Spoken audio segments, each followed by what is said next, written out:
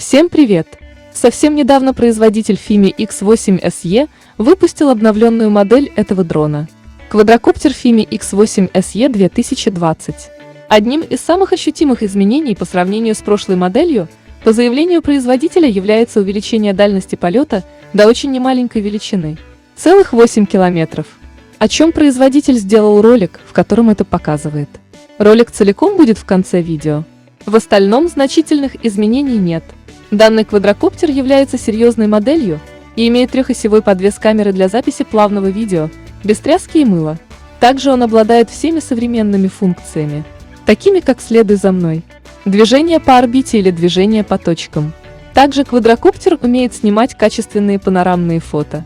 Более подробно вы можете ознакомиться с техническими характеристиками дрона, перейдя в магазин по ссылке, которая находится в описании под видео.